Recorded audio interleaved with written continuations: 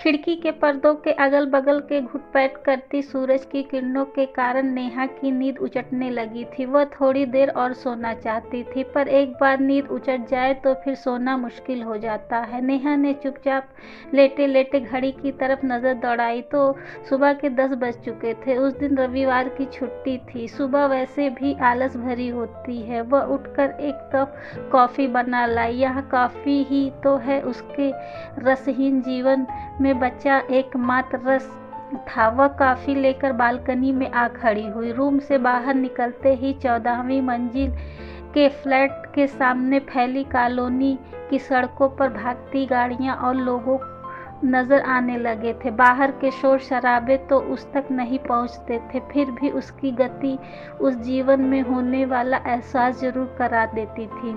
तभी कॉलबेल की आवाज से उसकी तंद्रा भंग हुई। कमला होगी, वह छुट्टी के दिन देर से आती थी। उसने दरवाजा खोला तो कमला अंदर आकर खामोशी से अपने कान में जुट गई। हल्के फुल्के बर्तनों का शोर और वॉशिंग मशीन की खटपट कभी कभी आसपास फैली खामोशी को तोड़ रही थी। कमला ने अपना काम समाप्त कर दोपहर का खाना बनाकर डाइनिंग टेबल पर रख दिया था। फिर दरवाज़ा बंद करने के लिए उसे बोला और फिर वह चली गई। कमला के जाने के बाद वह सीधे बाथरूम में घुसी। नहाने के बाद फ्रेश होकर वह बाहर निकली तो मन काफ़ी हल्का हो चुका था। नाश्ता करके वह फिर बिस्तर पर जाकर लेट गई।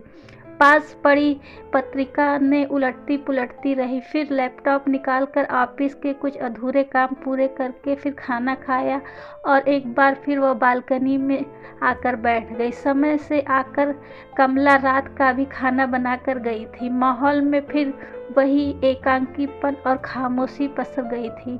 तभी उस खामोशी को चीरती हुई मोबाइल की घंटी बज उठी। उसकी मम्मी का फ़ोन था। वह पुराना राग कि जल्दी शादी के बारे में सोचो, फिर उन लड़कों की जानकारियां देने लगी जो उनकी गुड लिस्ट में थे। नेहा ने हाँ हाँ कर अपना मोबाइल रख दिया। मोबाइल रखते ही उसे याद आया कि कल ऑफिस जाना है। नहीं सोई तो समय पर वह ऑफिस नहीं पहुंच पाएगी। मन में उपजे अवसाद को झटका वह सोने की कोशिश करने लगी। दूसरे दिन ऑफिस में घुसते ही गुड मॉर्निंग की आवाज़ ने उसे चौंका दिया था। नजरें घुमाई तो गौतम था। पिछले हफ्ते ही कानपुर से ट्रांसफ़र होकर आया था।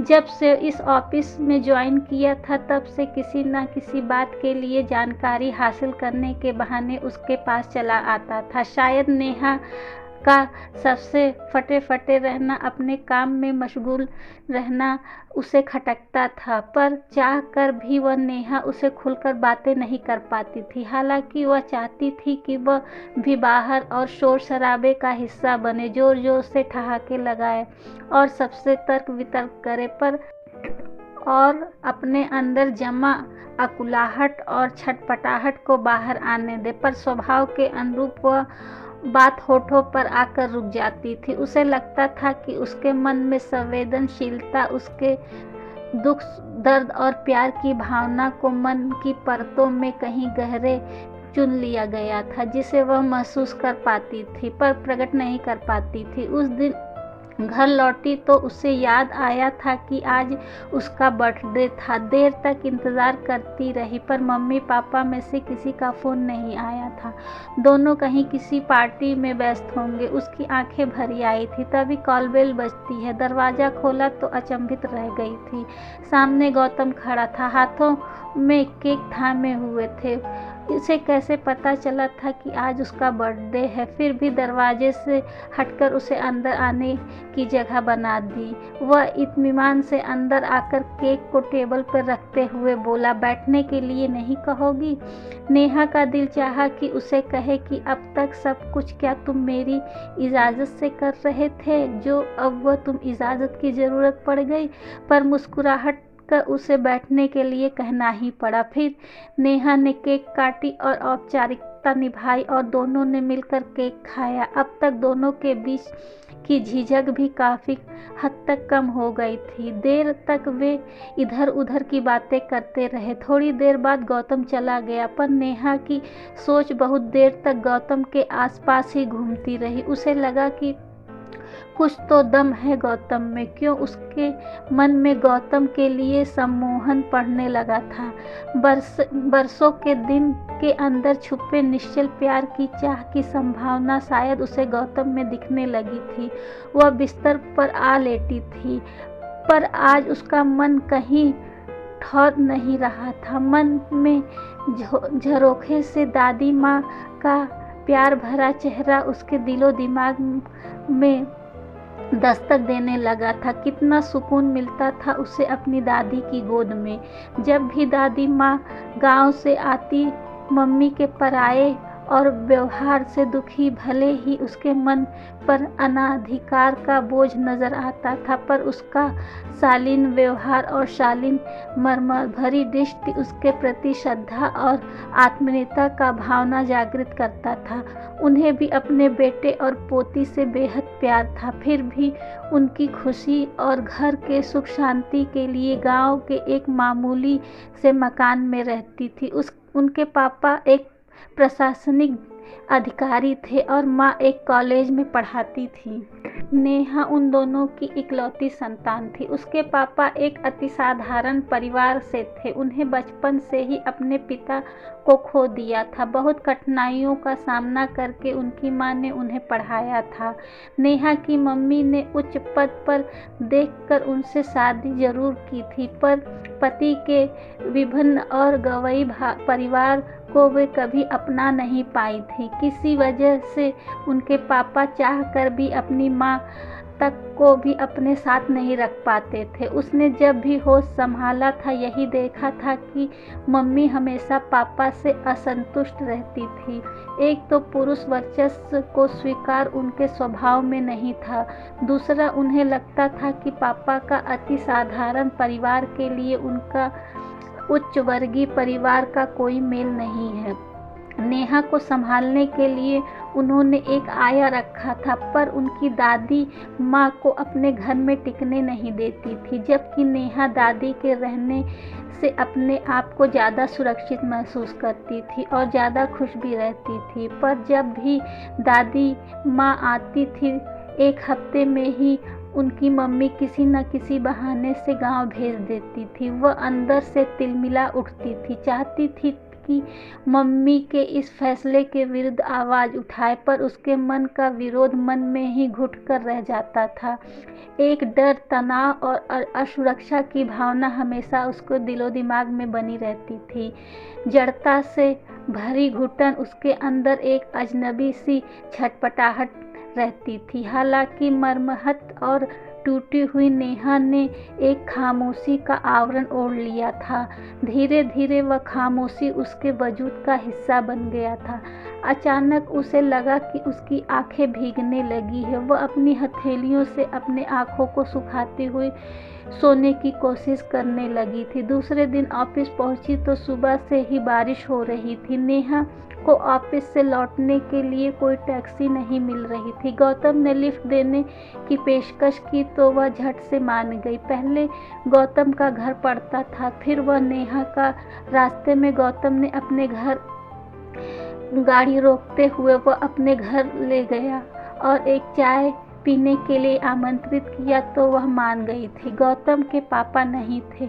घर में उसकी माँ गायत्री देवी और एक छोटी बहन गौरी थी। दोनों ने उसका स्वागत बड़े प्यार से किया था। घर का वातावरण तो साधारण ही था, पर उसकी सीधी साधी और धीर गंभीर माँ के चेहरे पर झलकने वाले प्यार और ममता में ऐसा आकर्षण था कि नेहा को वह अत्यंत आत्मीय लगी थी। चाय पीने के बाद वह चलने लगी तो बड़े प्यार से गायत्री जी ने गौतम को घर तक छोड़ आने की हिदायत देकर भेजा। उनका निश्चल प्यार और अपनापन देखकर उसका मन भी भीग उठा था। ना जाने क्यों दादी माँ की यादों में ताज़ा होने लगी थी। तभी तेज बारिश के कारण गाड़ी ने एक झोंका झटका आया और वह गौतम की बाहों में जाकर गिरी। गौतम उसे मुस्कान भरी नज़रों से देखते हुए बोला, मैडम सीट बेल्ट लगाओ, बारिश का फ़ायदा मत उठाओ, कहीं किसी ट्रैफिक पुलिस वाले की नज़र पड़ी तो वह हमें बेल्ट नहीं लगाई तो वह हम दोनों को रात में हवालात में ही गुजारनी पड़ेगी। उसकी बातों ने नेहा जैसे पानी पानी हो गई थी। नहीं, गाड़ी की हिचकोलने उसकी आवाज़ ना जाने क्यों लड़खड़ा गई। गौतम ने प्यार भरी मुस्कान से नेहा की ओर देखा तो वह और भी नर्वस हो गई थी। बारिश तेज होती जा रही थी। गौतम की सतर्क नज़रें अब सड़क पर जम सी गई थी और नेहा की चोर नज़रें गौतम के चेहरे पर एक अनजानी सी अनुभूति उसे मोहित करने लगी थी। तभी गौतम द्वारा अपनी चोरी पकड़े जाने का ख्याल मन में आते ही उसके गाल सुर्ख हो गए थे और उसने नज़रें घुमा ली, पर दिल चाह रहा था कि वे दोनों उम्र भर ऐसे ही चलते रहें। लेकिन मंजिल आ गई थी। उसके फ्लैट के कैंपस में काफ़ी पानी भर गया था। कहीं ऐसा ना हो कि नेहा पानी में चलते हुए गिर जाए। यह सोचकर गौतम बेझिझक उसकी बाह पकड़कर उसे लिफ्ट तक छोड़ आया। अपने फ्लैट में आकर कपड़े बदलकर सोने की कोशिश करने लगी, पर नींद आंखों से कोसों दूर थी। गौतम की छुअन ने ना जाने यह कैसा था कि वह देर तक प्यार से अपनी बाहों को सहलाती रही, जैसे सारे जहां की खुशियां उसके दामन में भर गई हों। तभी अचानक उसकी सोच पर जैसे लगाम लग गया था, जब उसे याद आया था कि उसकी माँ इस रिश्ते के लिए कभी इजाज़त नहीं देंगी। उन्होंने अब तक उनके दिमाग में यही डाला था कि उसके पापा की अच्छी नौकरी के कारण वह एक गलत फैसले में फंस गई थी, जिसका समाज में कोई स्टेटस नहीं रहा था। वह गौतम के लिए वे ऐसे कैसे सोचेंगी, पर नेहा क्या करे। उसका मन खुद ब खुद एक अनकहे प्यार की डोर में बंधता चला जा रहा था। एक दिन ऑफिस स्टाफ नमन की शादी में ऑफिस के सभी लोग आमंत्रित हुए थे। नेहा वहां पहुंची तो कोई परिचित चेहरा नजर नहीं आ रहा था। तभी उसकी नज़र गौतम पर पड़ गई। वह झट से उसके पास जा पहुंचकर बोली, बहुत देर कर दी आने में, क्यों, मुझे मिस कर रही थी क्या? वैसे तो साड़ी में आज बहुत सुंदर लग रही हो। गौतम ने शरारत भरे जवाब ने उसे शर्मसार कर दिया था। इधर उधर देखती हुई अपने मन की बात छुपाने के लिए बोली, ऑफिस के और लोग दिख नहीं रहे हैं। तभी आसपास जमा भीड़ में से किसी ने उसे जोर का धक्का दे दिया था। वह सीधे गौतम की बाहों में जाकर गिरी। दोनों की नज़रें मिली और दोनों एक पल में दोनों का दिल जुड़ गया था। वह चाह भी उसे आलिंगन से अपने आप को मुक्त नहीं कर पा रही थी। दिल चाह रहा था कि यह समय यहीं रुक जाए, वह यूं ही उनकी बाहों में पड़ी रहे। ना अपना होश था और ना आसपास की भीड़ का। जीवन में पहली बार वे किसी के लिए ऐसा महसूस कर रही थी, पर लोगों की बेधती नज़रों और व्यंग्यात्मक मुस्कानों ने उसे जल्दी ही होश में ला दिया था। वह खुद को संभालती हुई गौतम के अलग जा खड़ी हुई। देखते देखते ऑफिस के और लोग वहां आ गए। फिर हंसी मजाक और खाने का सिलसिला शुरू हो गया। अंत में जब सब घर चलने लगे तो गौतम उसे घर तक छोड़ने के लिए कहा। तभी नैना को जैसे कुछ याद आया। वह अपने बैग से एक लिफाफा निकालकर गौतम को देते हुए बोली, गौतम, तुम्हारी शादी के लिए आंटी ने जिस लड़की की फ़ोटो और कुंडली मंगवाई थी वह इस लिफाफे में है, उन्हें दे देना और तुम भी देख लेना। एक बात और, उन लोगों को शादी की बहुत जल्दी है, जल्दी ही जवाब देना। नैना तो वहाँ से चली गई, पर उसे गहरा झटका दे गई। अब तक जो वह सोच समझ और महसूस कर रही थी, क्या वह सब झूठा था? क्या गौतम उसके विषय में गंभीर नहीं है? तभी गौतम ने उसे चलने के लिए कहा तो वह यथावंचित सी उसके बगल में जा बैठी। रास्ते भर दोनों चुप रहे। घर आकर कपड़े बदलकर बिस्तर पर लेट गई तो उसके मन में भी बवंडर सा मचा था। कहीं मम्मी और अगे नेत्रों का आतंक, तो कभी गौतम का आकर्षण, उसका सच्चा प्यार, चेहरा, फैसला, तो उसे लेना ही पड़ेगा। उसकी मम्मी ने अपना जीवन हमेशा अपने हिसाब से जिया था, ना पापा की खुशियों का ध्यान रखा और ना ही दादी का सम्मान।